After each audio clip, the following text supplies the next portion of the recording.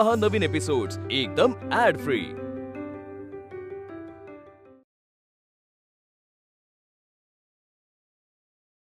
ज्याप्रमाणे एखाद्या झाडाला त्याच्या वाढीसाठी पाण्याची गरज असते, त्याप्रमाणे तुमच्या विचारांना देखील प्रसारित होण्याची गरज असते, नाहीतर दोघेही सुकून जातील, मरून जातील। बाबा, आपली जात काय?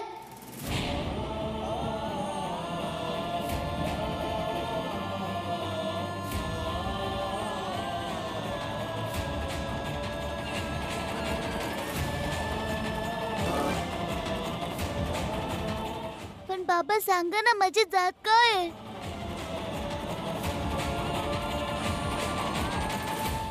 त्या नाव्यानं म्हशीचे केस भादरले, पण माझे केस कापायला नाही म्हणला आणि म्हणाला की जाऊन तुझ्या बापाला विचार।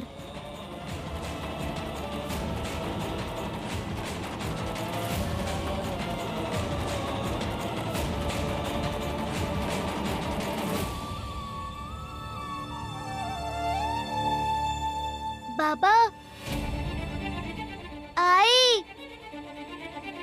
आत्या, तू तरी सांग ना।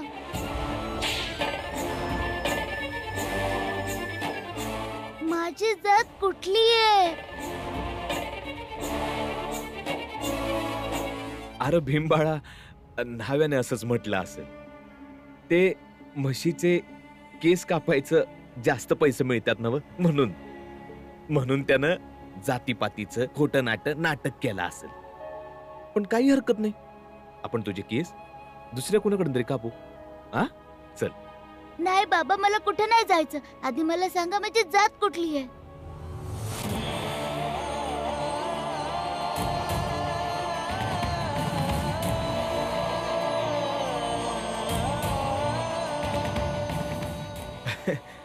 अरे भीमबाळा, तू कुठे या गोष्टीत अडकतोयस? अरे जातपात काय नसतं रे बाबा। असतंय भीमा।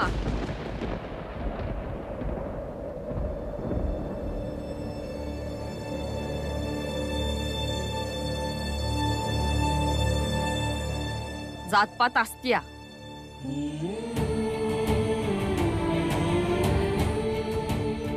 हे भीमाबाई, तू सांगून टाका ना त्याला, सांगा ना त्याला त्यो कोणत्या जातीचा आहे ते एकदा सांगून टाकलं ना, मग समजून जाईल, परत विचारणार नाही त्यो।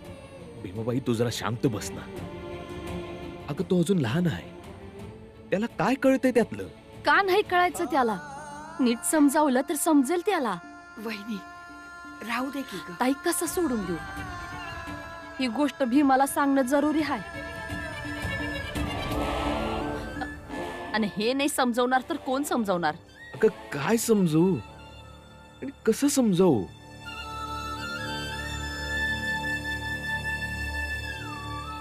ठीक आहे, मग त्याला मॅथ समजावते। भीमाबाई, अगं ऐक तरी माझं। ये बाळा। भीमाबाई, अगं ऐक ना। इथं गप गुमान उभं राहायचं।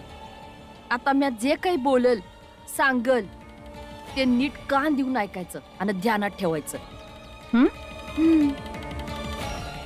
भीमाबाई, माझं ऐक। कशा पायी घाबरताय? माझा भीमा लय हुशार आहे, बघाच तुम्ही। ही गोष्ट मी ध्यानात येईल त्याच्या।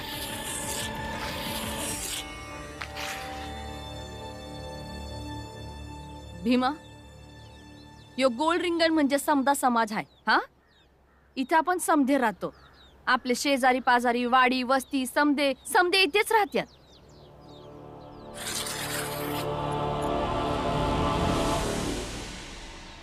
या गोल रिंगणाच्या मधोमध एक रेग मारली, त्याच्यामुळे या गोल रिंगणाचं 2 भाग झालं। भीमा, नीट ध्यान देऊन बघ आणि समजून घे। या 2 भागातला हा जो भाग आहे, ह्यातली माणसं स्वतःला लई मोठी समजतात।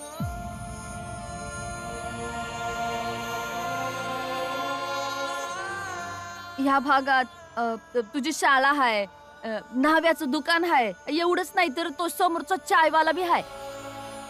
यात समधी लोक आहेत।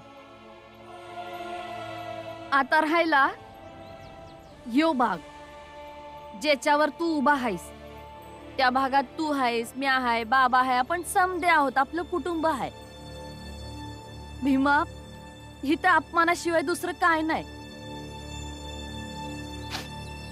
या भागातल्या लोकांचा ही मोठी लोक लय द्वेष करतात.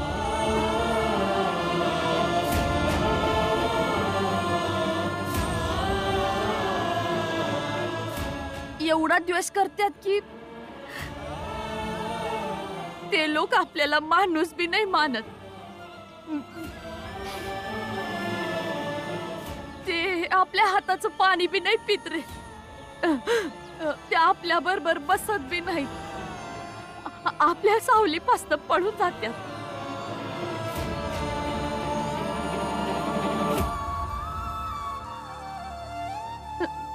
मला नाही ठाव ही रेत सगळ्यात पहिला कुणी मारली, पर हेच सत्य आहे बघ. आता समजलं आपली जात कुठली आहे ती.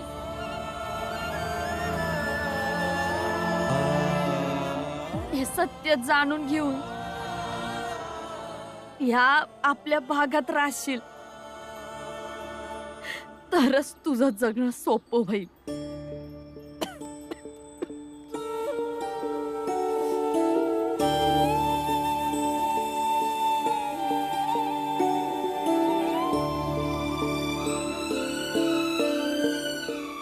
एकदा बघ आणि समजून घे. धीरे धीरे रे मना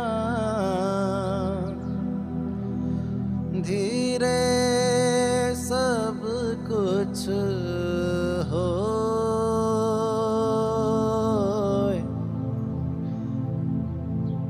माली सींचे सौ घड़ा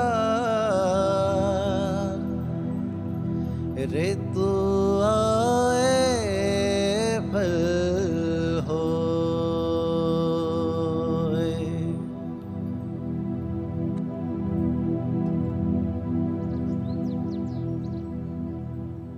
बाबा, आपण ह्या भागात आहे म्हणून मला या शाळेतनं काढलं जात आहे.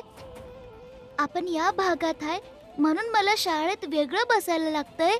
आपण या भागात आहे म्हणून मला शिपाई मामा नीट पाणी बी पाजत नव्हते. आपण या भागात आहे म्हणून शिपाई मामा मला म्हणत होते की पाणी प्यायचं असेल तर स्वतःचा पेला घेऊन ये. मी आता शाळेत नाही जाणार. मी आता माझे केस आणि नख कापायला बी कुठल्या न्हाव्याकडे नाही जाणार.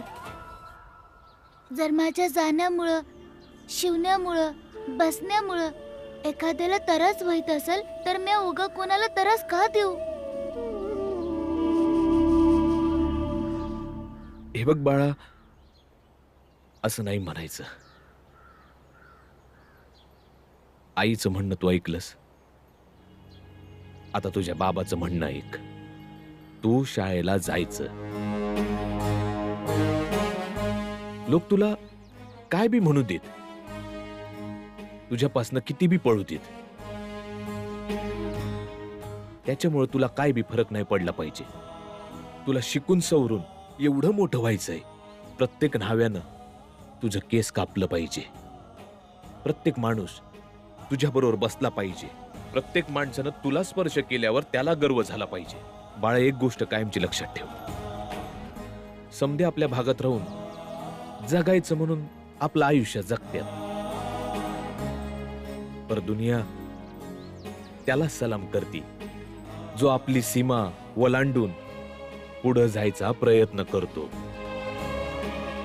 तू बी ही रेख तवाच मिटवू शकशील जेव्हा कुठल्याही गोष्टीची पर्वा न करता शिकशील आणि ज्ञान मिळवशील. माणसाची जेव्हा प्रतिष्ठा मोठी होते तेव्हा बाकी समध्या गोष्टी आपोआप लहान होतात बघ.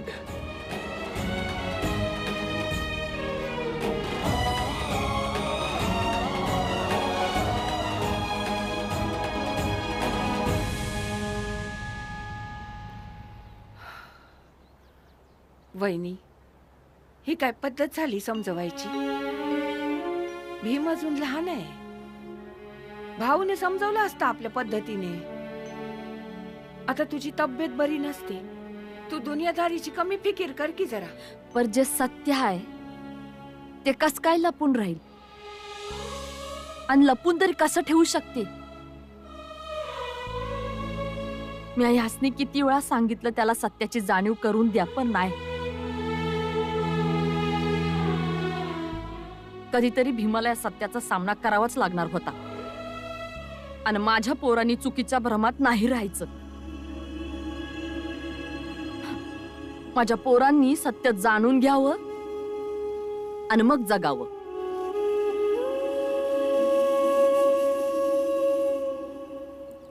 आई, हा? आपली जात आपण नाही बदलू शकत, पण आपली परिस्थिती तर बदलू शकतो ना. हा? बाबा म्हणले की तू असं काहीतरी काम कर की प्रत्येक न्हाव्याला तुझं केस कापावंसं वाटतील. आणि आई, आता मी असं काम करणार की ज्यामुळं समद्यासनी चांगला मान मिळेल.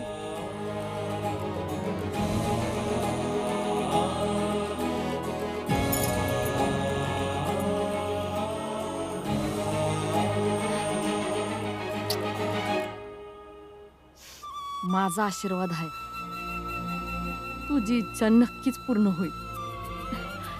ये बाळा, ये माझ्या मांडीवर बस.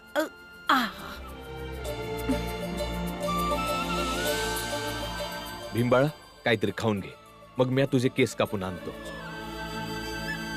बाबा, मी कापते की भीमाचे केस? ताईचे केस बी मीच कापते, हो की नाही ताई? याचे बी कापेन की. ये बघू भीम. वय बाबा, चांगले कापते. चल भीम, तुझे केस आज मी कापते. भीम, तू हिच्यावर विश्वास नको ठेवूस. ही काय नावी थोडीच आहे. हिला कुठे केस कापता येतात. हिने केसांच्या जागी कान कापलं तर? इतकी बी येडी नाहीये मी की केसांच्या जागी कान कापेन. कैची चालवायचे, इंग्रजांची तोफ नाही. चल भीम, छान कापते. चल आता तूच बघ भीम.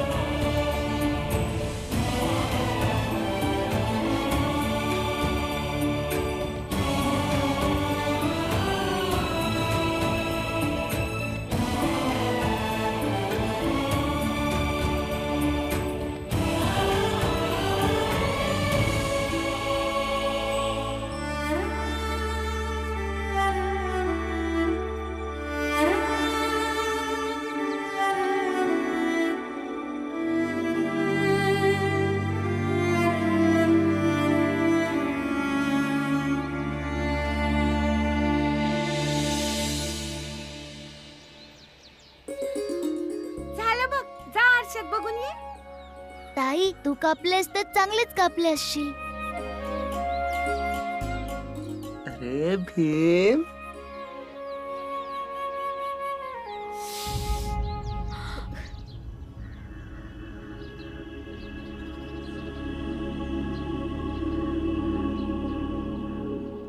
प्रगत,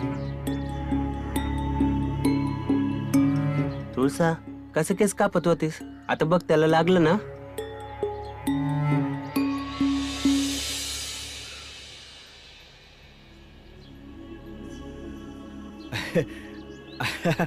अरे भीमबाळा, काही नाही झालं. केस कापताना थोडं फार लागतं. तू येडी आहेस वय? ध्यान देऊन का तर चालवायचीस ना. आता बघ, लागलं ना त्याला. अरे ओरडतोस कशाला दादा? भीमने सांगायला पाहिजे ना की लागतंय म्हणून. ताई, मला तर काही बी कळलं नाही बघ.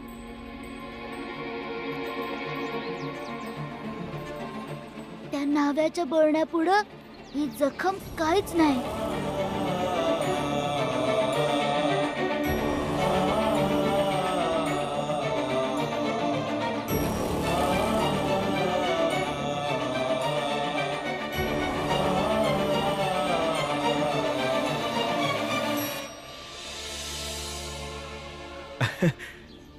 अरे भीमबाळा, ताईने एकदम भारी केस कापल्यात.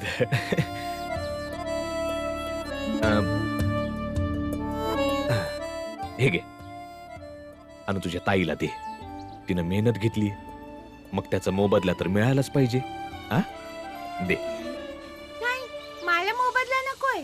जर काही द्यायचंच असेल तर वचन दे. जोवर मी तुझ्या संग आहे तोवर तुझे केस मीच कापणार, आणि शाळेत जे शिकशील ते तू आम्हाला शिकवायचं, हाय ना ताई?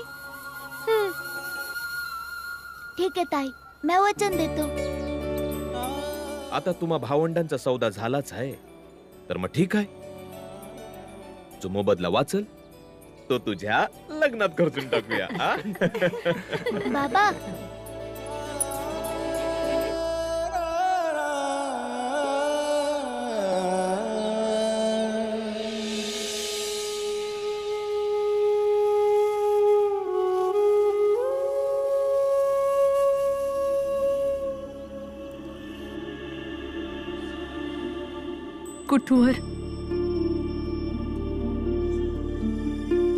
कुठवर चालत राहील हे समज.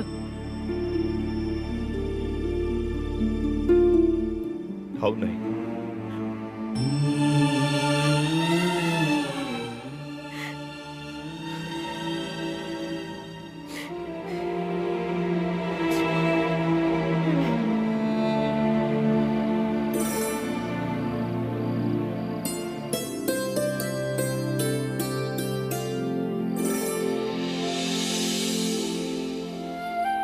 मीरा, आपली मंजुळा खीर लय भारी बनवते ना ग. खरंच भाऊ, लय भारी बनली आहे. बाबा, समजा ताईने नाही, मी अभी मदत केली आहे. होय होय, का नाही, चोलीत लाकडं घालायला केले की. अरे पण ते भी कामच आहे की. ऐकलं ताई, चुलीत लाकडं घालणं बी कामच आहे. होय होय, ठाव हाय.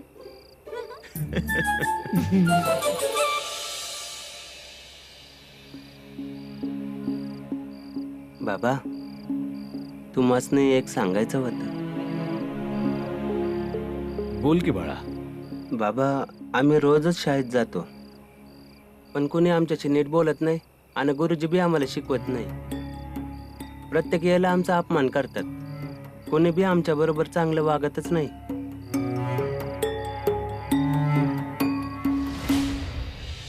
आणि म्हणून मी विचार केलाय की हे शाळा वगैरे सोडून कामधंदा करावा.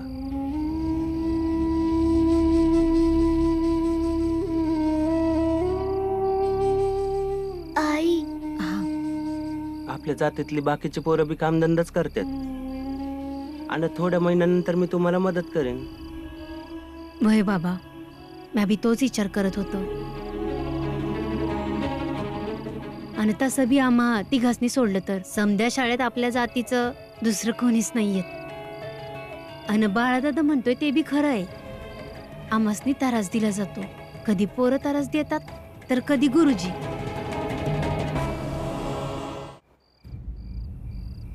काय बोलताय तुम्ही दोघं? नाही, थांब तू. दोघांना बोलू दे.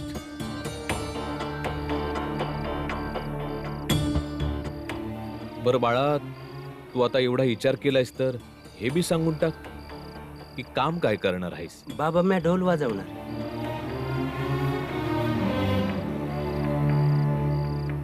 आपल्या जातीतले समजे लोक हेच करतात.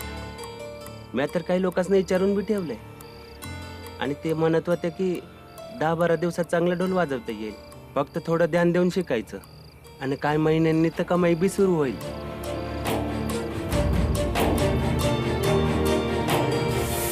नाही नाही, म्या नाही वाजवणार तो ढोलबिल. मला नाही आवडत ते टोपी घालून वाजवणं. म्या दुसरं काम करीन. असं का? मग तू काय काम करणार? हा बाबा, म्या तो बाहेरचा चायवाला आहे ना, त्याच्या अगदी समोर माझं दुकान घालणार.